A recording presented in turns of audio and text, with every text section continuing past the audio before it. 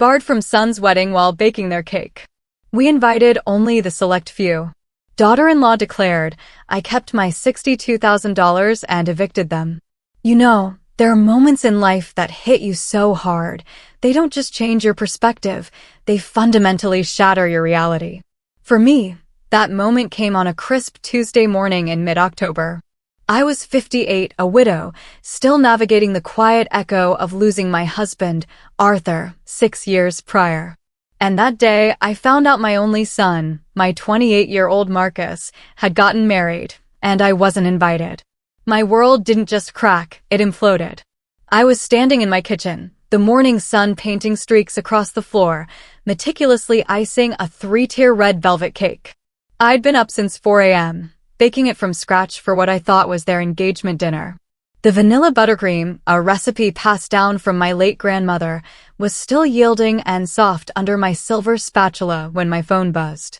It was Chloe, Marcus's girlfriend of 5 years, now his wife. I answered with that hopeful flutter only mothers understand, wiping powdered sugar from my apron. I had no idea that by the time I hung up, every bit of sweetness in that cake, and in my heart, would taste like ash. Hi, Evelyn. Chloe's voice was smooth as glass, completely casual. In all their years together, she'd never called me Mom. Oh, hi, sweetheart. I chirped, cradling the phone between my shoulder and ear as I smoothed the last edges of the cake. I was just finishing up for tonight's dinner. What time should I come by? I want to beat the Seattle evening traffic. There was a pause, long enough for the vintage clock above my stove to tick 3 distinct, heavy times. Then, almost breezily, like she was discussing the weather, she said, Oh, about that. You don't have to come by. We actually got married yesterday. The silver frosting knife slipped from my trembling fingers, landing with a dull, sickening clink on the hardwood floor, leaving a smear of white cream against the oak. You what? I breathed out, the air suddenly completely gone from my lungs. We just did a small ceremony, she said, her voice light, cheerful, and entirely devoid of empathy. She sounded like she was talking about a quick trip to the grocery store. We decided the whole big wedding thing was just too much stress. So, we went to this beautiful little botanical garden.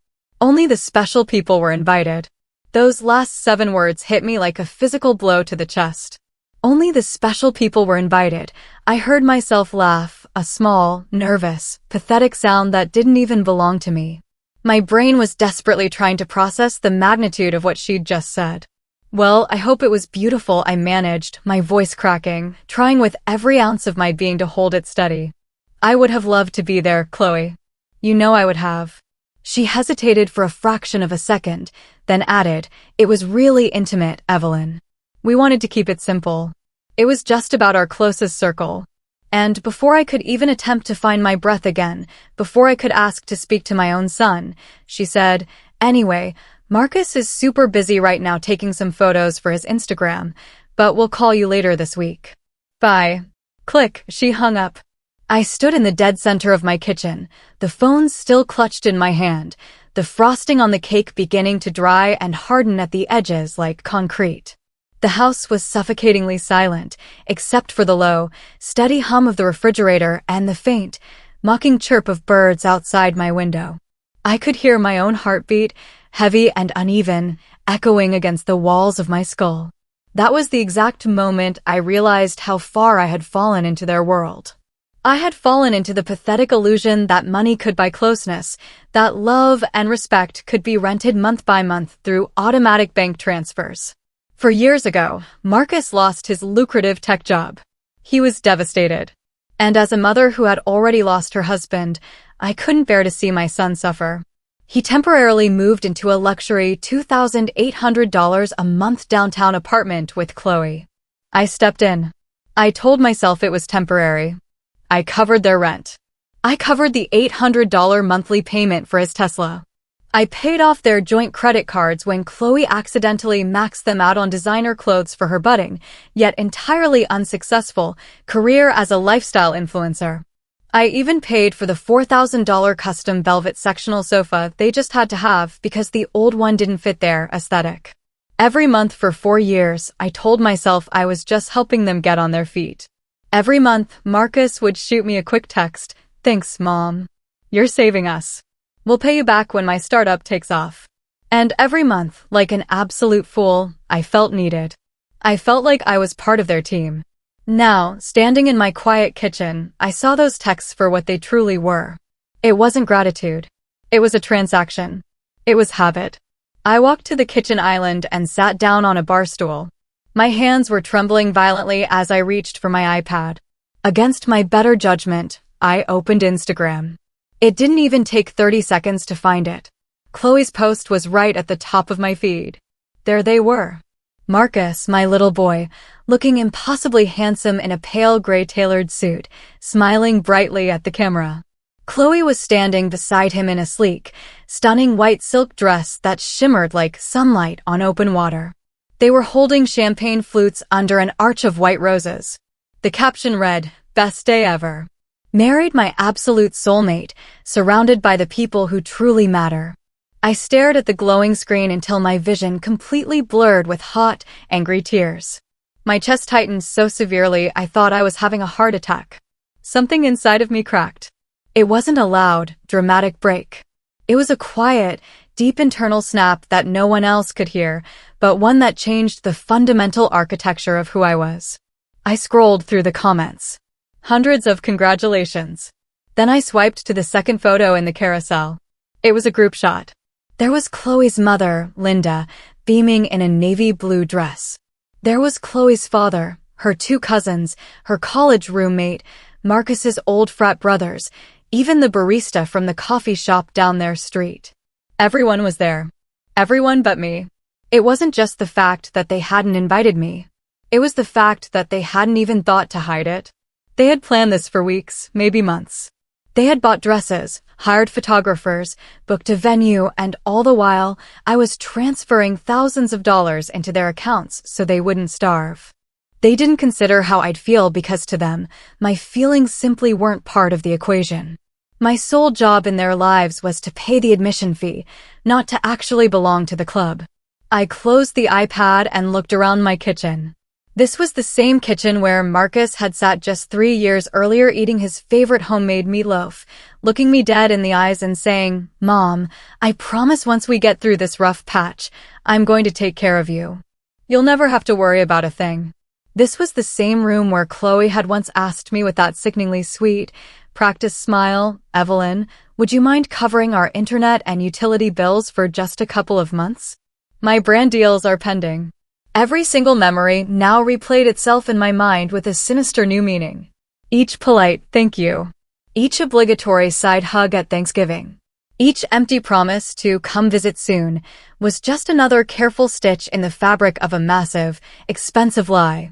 I walked over to the sink, turned on the faucet, and let the freezing cold water run over my hands until they went completely numb. I wasn't angry yet. The absolute, unbridled rage would come later. In that specific moment, I just felt hollow. I felt like someone had taken an eraser to my life and quietly scrubbed me out of existence. That night, the house felt heavier than it ever had since my husband passed away. I didn't turn on a single light. I sat at the dining room table in the dark, illuminated only by the faint amber glow of the street lamp outside. The untouched 3-tier red velvet cake sat beside me, the frosting now stiff, dull, and cracked. I thought about all the sleepless nights I'd spent worrying about Marcus. When his car broke down in college. When he couldn't find a job. When he called me crying because Chloe was stressed about their finances. I had told myself I was doing what any good, loving mother would do. But in the dark of my dining room, the truth finally set in. I wasn't helping him. I was enabling him. I was teaching him, month by month, dollar by dollar, that I would always be there, no matter how terribly he treated me, no matter how little he actually cared. I replayed Chloe's tone in my head. Only the special people. The careful, deliberate lightness of it was like a razor blade wrapped in silk. She hadn't said it by accident. She said it because she truly believed it, and she wanted me to know my place. In her mind, I wasn't family. I was an ATM. I was background noise. I pressed my palms flat against the cool wood of the table and took a long, shuddering breath. My eyes caught the stack of my own bills sitting on the counter, electricity, property tax, medical insurance. Real life, the things I paid for on my own with the money my late husband and I had painstakingly saved for decades. Somewhere between that phone call and the suffocating silence of the night, something inside me fundamentally shifted. I didn't scream. I didn't throw plates at the wall. I didn't call them begging for an explanation. I just knew with absolute, terrifying clarity that this chapter of my life had ended and a new one was beginning. I stood up, picked up the beautiful cake I had spent 6 hours making, walked over to the kitchen trash can, and scraped the entire thing into the garbage. The heavy, wet thud of the cake hitting the bottom of the bin was the most satisfying sound I had heard all day. I washed my hands, made myself a cup of chamomile tea, and went to bed. For the first time in 4 years, I fell asleep without setting a calendar reminder to transfer their allowance in the morning. When my husband Arthur died, it broke me. Marcus was all I had left of him.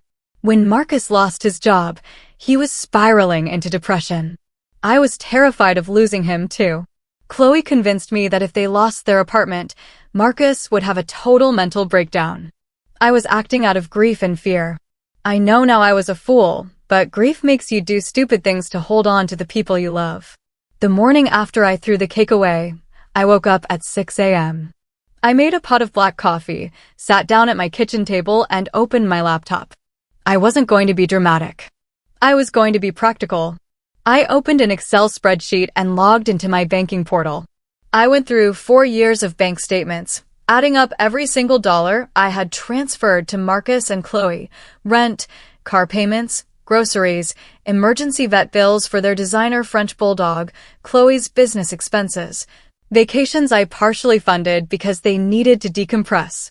I thought it would be around $30,000. When the final sum auto-calculated at the bottom of the column, I stopped breathing. Nearly $63,000. My chest felt tight, as if the air in the room had suddenly turned to lead. Each transaction told a story of my own gullibility. The $1,200 for their anniversary trip to Napa. The $800 I sent so Chloe could get hair extensions for a photo shoot. Every time they said thank you, I told myself I was keeping the family together, but I hadn't been keeping us together. I had been paying the admission fee for a relationship that only existed when they needed my wallet. I picked up my phone and called my older sister, Aunt Helen. She's a no-nonsense retired high school principal. She was the only person I could talk to without pretending. When she answered, I didn't even say hello. They got married, I said, my voice flat and dead. There was a pause. Without telling you? Helen asked, her voice instantly dropping an octave into absolute disbelief. Not only without telling me, I replied, staring at the $62,450 on my screen. Without inviting me. Chloe told me yesterday. She said they only invited the special people. Helen let out a long, furious sigh. Oh, Evelyn, I am so sorry. She didn't need to say anything else. Helen had warned me 3 years ago that I was being used. She had told me Chloe was a parasite and Marcus was a coward. I had defended them fiercely back then. Now, her restrained silence on the other end of the line was deafening. I thought I was helping them start their lives, Helen, I whispered, a single tear finally escaping down my cheek. But I was just making it easy for them to erase me.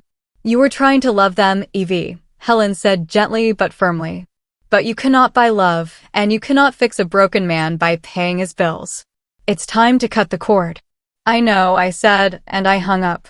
I turned back to my laptop. I opened my banking dashboard and clicked on the Scheduled Transfers tab. There they were. 2 massive transfers set to execute automatically on the 1st of the month, which was just 4 days away. $2,800 for rent, $800 for the car. My finger hovered over the trackpad.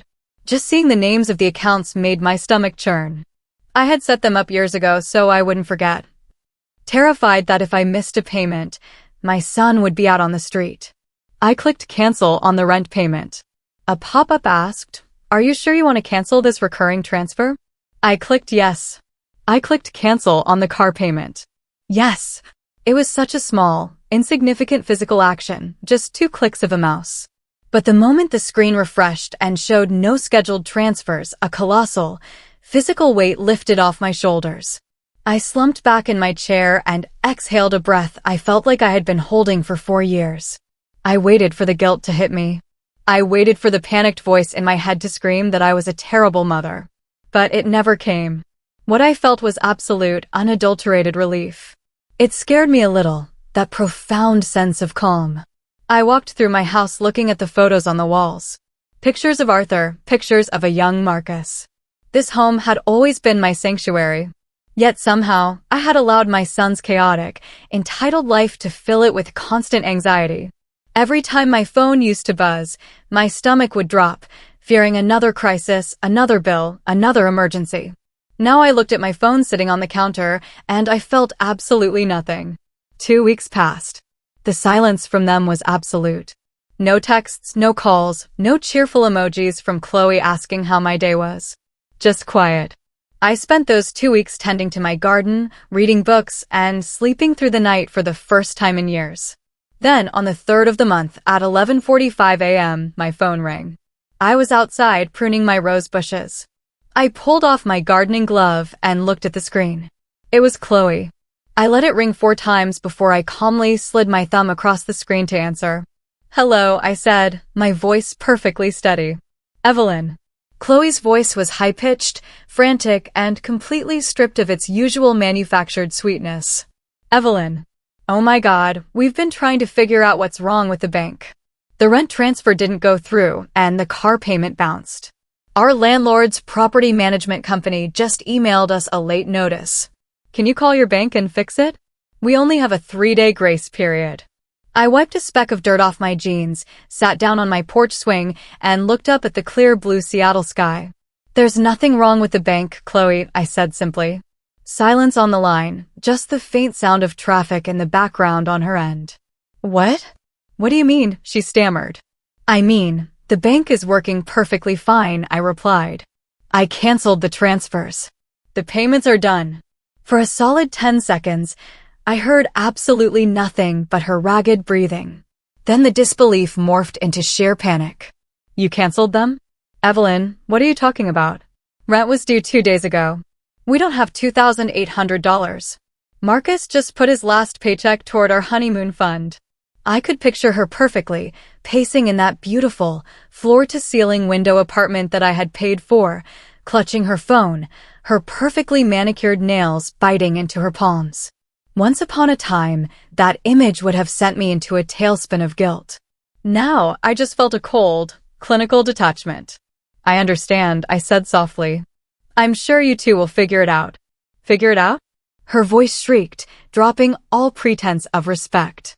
"Are you insane? Do you have any idea what we're dealing with? We could get evicted. They'll repossess the car. You could have at least warned us, you psycho." There it was, the mask slipping completely. Not an ounce of gratitude for the $62,000 I had already given them, just fury that the tap had run dry. "Chloe," I said, my voice dropping to a low, dangerous calm. "Do you remember when you called me 2 weeks ago? When you told me you got married and you explicitly said you only invited the special people?" Her breath hitched loudly. "Evelyn, this isn't the time to be petty about a stupid wedding." "No," I interrupted, my voice cutting through hers like a knife. "It is exactly the time. Because that panic you're feeling right now, that knot in your stomach, that absolute shock that someone could pull the rug out from under you without warning, that is exactly how I felt standing in my kitchen with a cake I baked for you, finding out my only son got married and I wasn't deemed special enough to witness it. Evelyn, please." She started crying. The crocodile tears flowed instantly.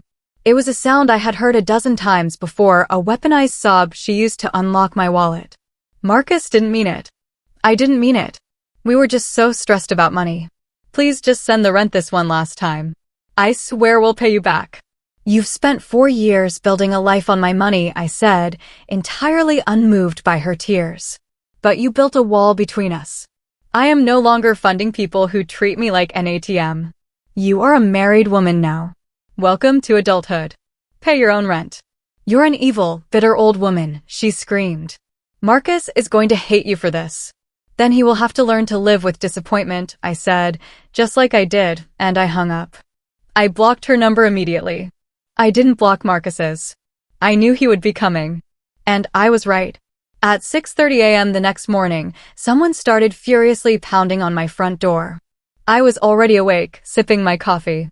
I walked to the door and opened it. Marcus stood there looking completely unhinged. His hair was a mess. His eyes were bloodshot. And he looked like he hadn't slept in days. "Mom, what the hell is going on?" he yelled, trying to push past me into the house. I stepped directly into the center of the doorway, blocking his path, my posture rigid. "Good morning, Marcus. You can stay on the porch." He stopped, genuinely shocked that I wasn't letting him inside. "Are you serious? You're locking your own son out." "I've spent years letting you in," I replied coldly.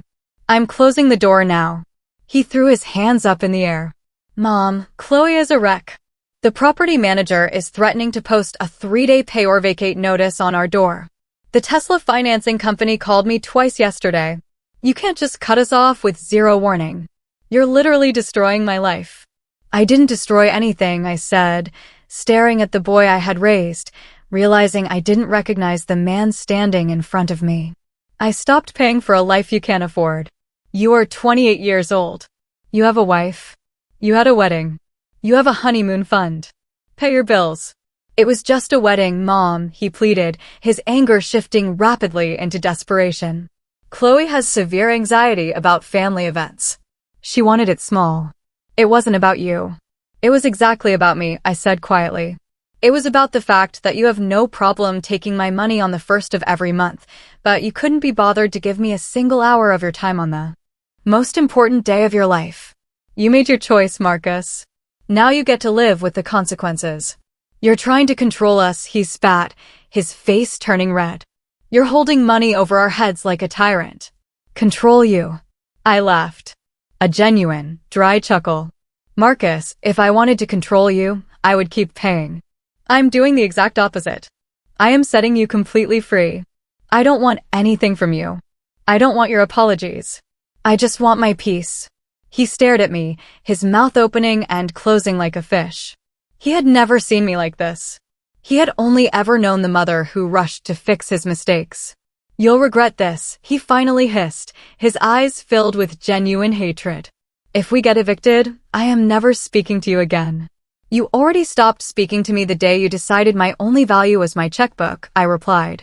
I stepped back and closed the heavy oak door right in his face. I locked the deadbolt. I walked back to my kitchen, my hands shaking slightly, not from fear, but from the massive adrenaline rush of finally standing up for myself. If you thought the story ended with me cutting off the auto-pays, buckle up, because this is where the reality of the situation truly hit them and where I delivered the final, fatal blow to their entitlement. Over the next 2 weeks, my phone blew up with calls from unknown numbers.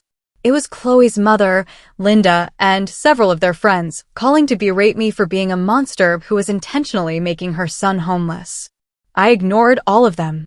But what Marcus and Chloe didn't know, what no one in the world knew except my lawyer and me, was the true nature of their apartment situation. 3 years ago, when Marcus first lost his job and they were looking for a place to rent, I was terrified of him having an eviction on his record. Rents in Seattle were skyrocketing.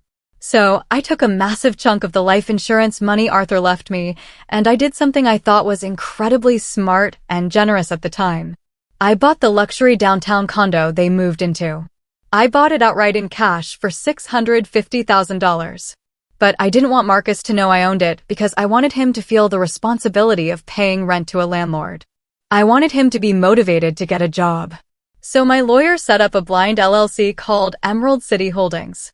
I hired a third-party property management company to act as the intermediary. For 3 years, Marcus and Chloe believed they were renting from a faceless corporate landlord.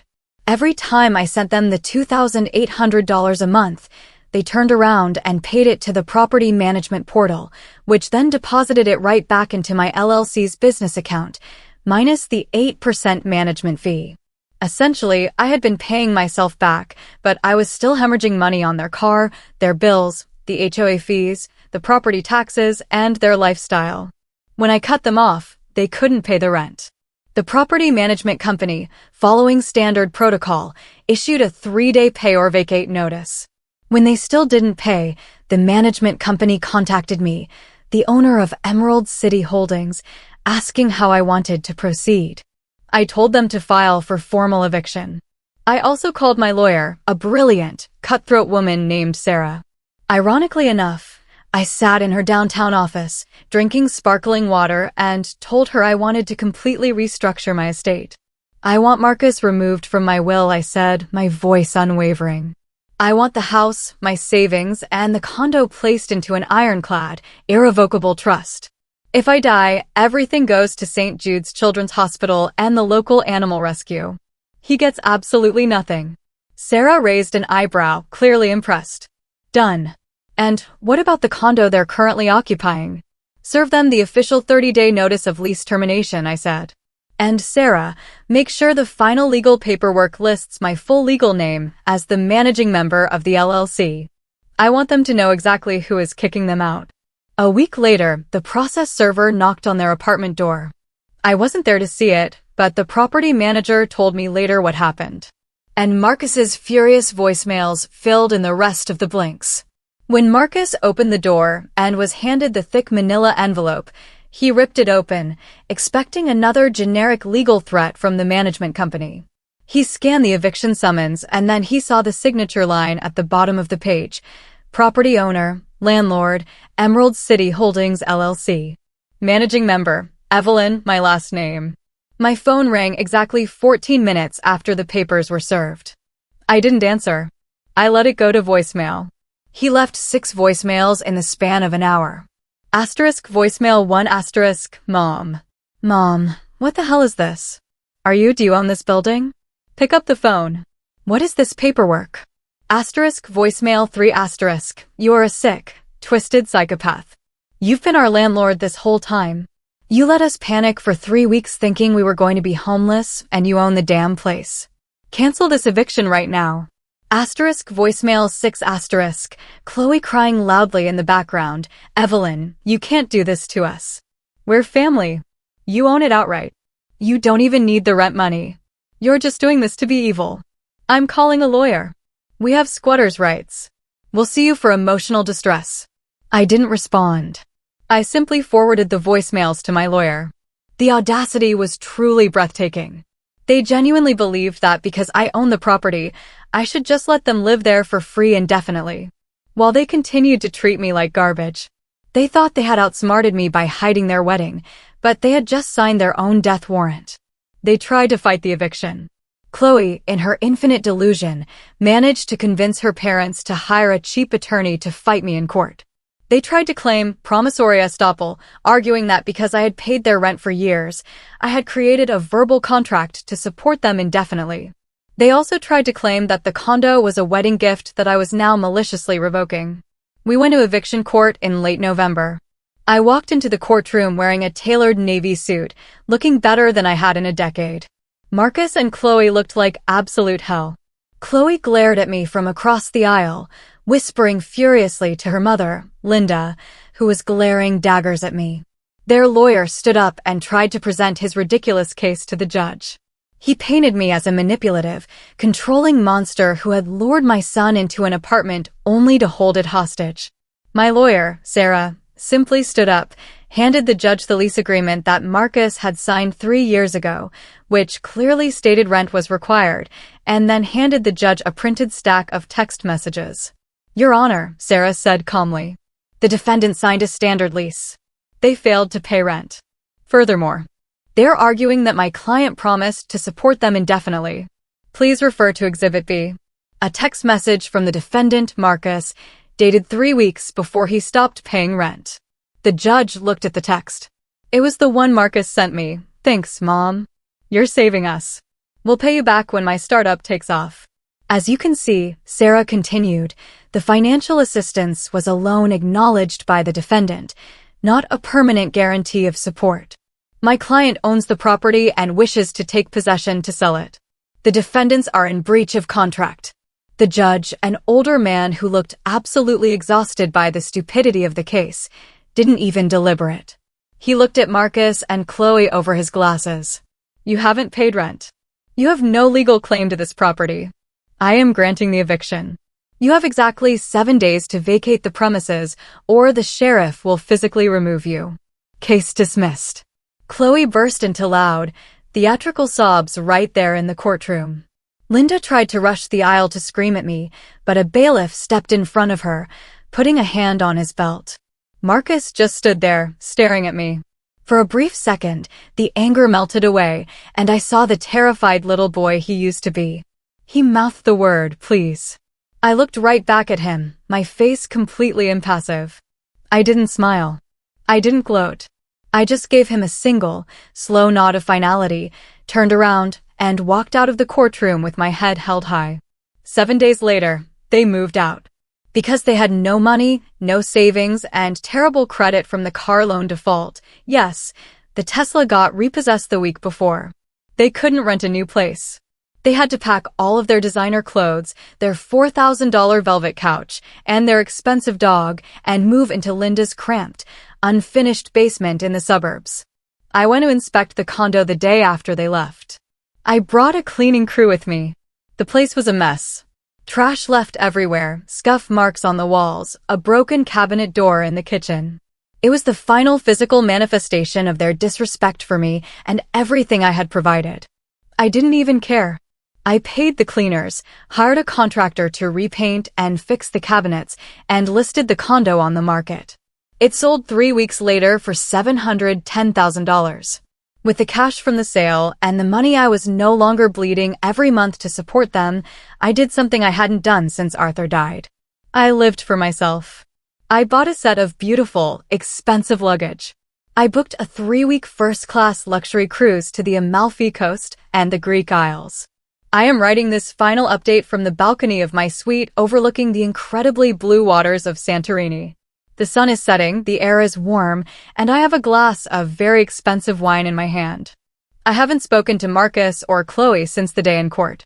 From what Aunt Helen tells me, the strain of living in Linda's basement, combined with Marcus having to take a minimum wage job at a hardware store to pay off his debts, has driven their marriage to the brink of divorce.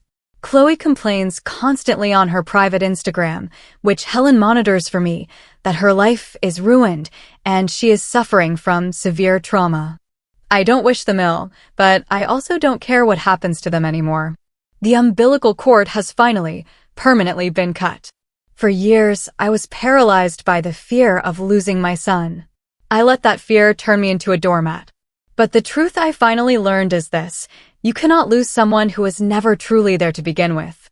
He had abandoned me long ago. I was just the last one to realize it. When Chloe told me that only the special people were invited to her wedding, she thought she was breaking my heart.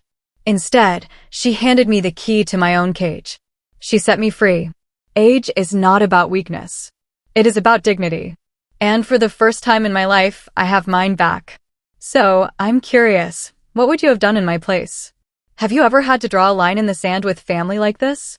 I'd really love to hear your thoughts and experiences down in the comments below.